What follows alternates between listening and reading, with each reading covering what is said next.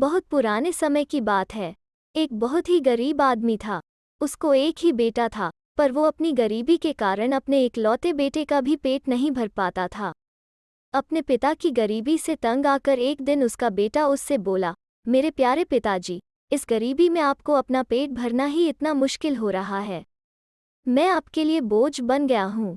क्यों न मैं खुद ही बाहर जाकर अपनी रोटी कमाऊं, क्योंकि इस छोटे से गांव में कोई भी काम मिलना संभव नहीं है। अपने बेटे को देने के लिए गरीब पिता के पास आशीर्वाद के सिवाय कुछ भी नहीं था। माता पिता ने भारी मन से अपने बेटे को विदाई दी। वो लड़का अपने भाग्य को आजमाने गांव से शहर की ओर चल दिया। शहर पहुंचने पर उसे पता लगा कि उनके राजा की किसी और राजा के साथ लड़ाई चल रही है और राजा को स्वस्थ नौजवानों की अपनी सेना के लिए ज़रूरत है। वो लड़का भी बिना कुछ सोचे समझे झट से राजा की सेना में भर्ती हो गया। शत्रु राजा की सेना बहुत ही शक्तिशाली थी। उसकी सेना के सामने इस लड़के के राजा वाली सेना का टिकना बहुत ही कठिन हो रहा था। इनका सेनापति सबको साहस बंधा रहा था, पर बहुत सारे सिपाही अपनी जान बचाकर भागने लगे थे। इस बहादुर लड़के ने जिंदगी को बहुत ही करीब से देखा था।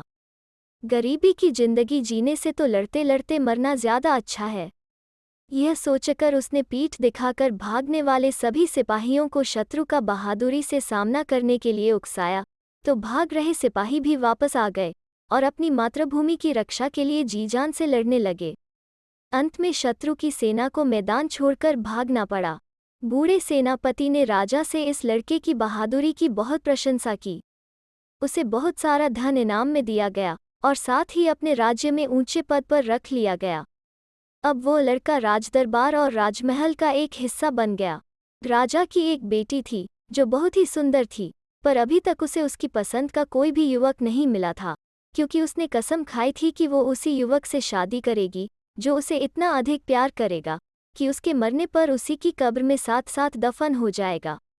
और अगर उसका पति पहले मरता है तो वह भी उसी के साथ उसकी कब्र में दफन हो जाएगी, क्योंकि पति की मृत्यु के बाद उसके जीवन का कोई महत्व ही नहीं रह जाएगा।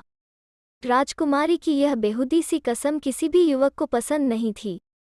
इसी वजह से उस राज्य का कोई भी युवक उस राजकुमारी से विवाह करने का इच्छुक नहीं था, पर इस गरीब लड़के को राजकुमारी से पहली नज़र में प्यार हो गया था। वो किसी भी हालत में उससे शादी करने के लिए तैयार था। राजा ने उसे बहुत समझाया कि यह सब उसके बस की बात नहीं है। जीते जी किसी और के साथ उसकी कब्र में बंद रहना इतना आसान नहीं है। शादी के लिए हाँ करने से पहले उसे अच्छी तरह सोच विचार कर लेना चाहिए। ऐसा न हो कि बाद में अपना वचन न पूरा कर सके। अगर वो अपना वचन नहीं निभाएगा तो उसे मौत के घाट उतार दिया जाएगा। पर वो लड़का अपनी बात पर डटा रहा। अंत में राजा को अपनी बेटी का विवाह उससे करना पड़ा। काफी समय तक दोनों पति पत्नी बहुत ही सुखी जीवन बिताते रहे। पर एक दिन अचानक ही राजकुमारी बहुत बीमार पड़ गई। कोई भी डॉक्टर और उसकी दवा उस राजकुमारी को ठीक न कर सकी। काफी दिनों तक बीमार रहने के बाद एक दिन उस राजकुमारी की मृत्यु हो गई। अब तो उस लड़के को अपनी पत्नी के साथ ही उसकी कब्र में तब तक रहना था जब तक वो भूख से मर नहीं जाता।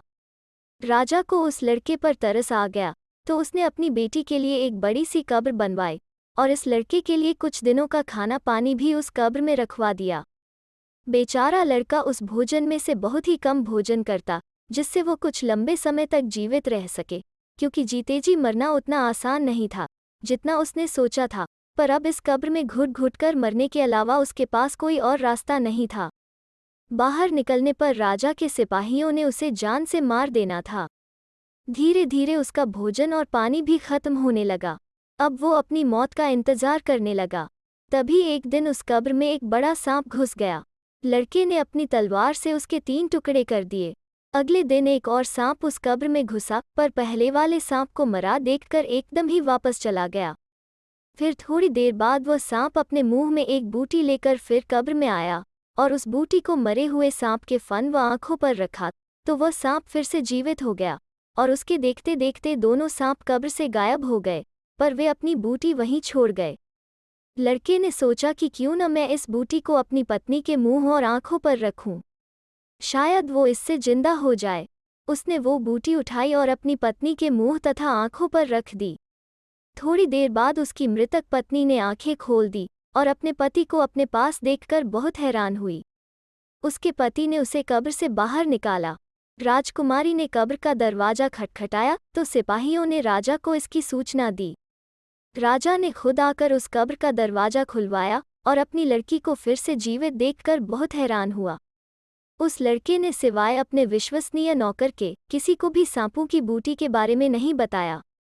उसने वो बूटी अपने उस नौकर को संभाल कर रखने के लिए दे दी, यह सोचकर कि कब इस बूटी की ज़रूरत पड़ जाए। उस विश्वसनीय नौकर ने भी उस बूटी को संभाल कर रख दिया। सांपों की बूटी से उस राजकुमारी की आदतें बहुत बदल गई। अब वो इस लड़के से इतना प्यार नहीं करती थी जितना पहले किया करती थी। अब वो बात बात में उससे झगड़ती थी और खुद को अपने पिता की गद्दी का मालिक समझती थी। एक बार उसने अपने पति के साथ दूर देश की यात्रा की योजना बनाई।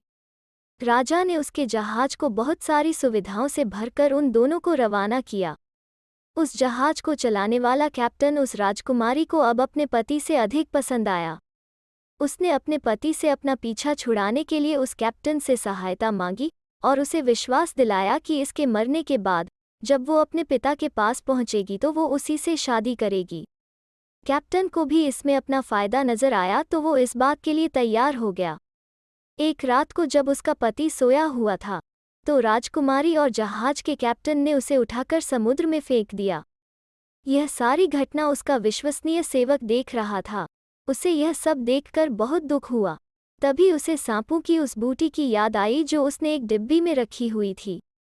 वो चुपचाप उस जहाज से निकला तथा आपातकाल के समय इस्तेमाल होने वाली एक नाव निकाली और उसे बचाने के लिए चल पड़ा। उधर राजकुमारी ने कैप्टन को जहाज वापस अपने पिता के घर ले जाने की आज्ञा दी।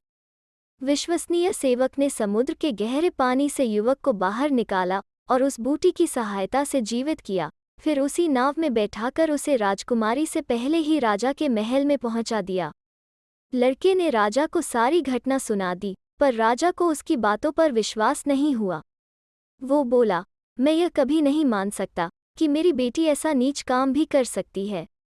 जिस आदमी ने उसके लिए इतने दिन उसकी कब्र में गुजारे और फिर उसकी जान बचाए, वो उसे मारने की बात कैसे सोच सकती है, पर सच्चाई कभी छुप नहीं सकती।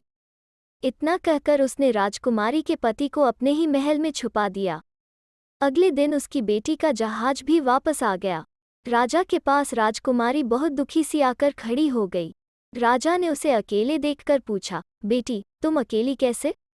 तुम्हारा पति कहाँ है? वो दुख से रोती हुई बोली, क्या बतलाऊं पिताजी, रास्ते में मेरे पति की तबीयत बहुत खराब हो गई थी और इलाज के बगैर हम उसे नहीं बचा सके। आज अगर यह जहाज का कैप्टन मेरे साथ नहीं होता तो ईश्वर जाने मेरा क्या हाल होता। राजा अपनी बेटी की झूठी कहानी चुपचाप सुनता रहा। फिर थोड़ी देर बाद उसने उसके पति को दरबार में बुलवाया। अपने पति को देखकर राजकुमारी हैरान रह गई। उसे तो जैसे सांप सूंघ गया। वो अपने पिता से अपने झूठ के लिए माफ़ी मांगने लगी, पर पिता ने अपने सीधे सादे और सच्चे पति को धोखा देने के लिए अपनी बेटी को क्षमा नहीं किया। अगर कोई और उसके राज्य में ऐसा काम करता तो वो उसे जान से मरवा डालता, पर वो उसकी अपनी बेटी है, इसलिए उसने उसे एक टूटी हुई नाव में उस कैप्टन के साथ समुद्र में भिजवा दिया। राजकुमारी के रोने धोने पर राजा ने कोई ध्यान नहीं दिया और उन दोनों को मरने के लिए छोड़ दिया। तो दोस्तों, कैसी लगी आज की लोककथा? अगर अच्छी लगी तो लाइक और शेयर करें और चैनल को सब्सक्राइब करना ना भूलें। फिर मिलते हैं एक नई लोककथा पर।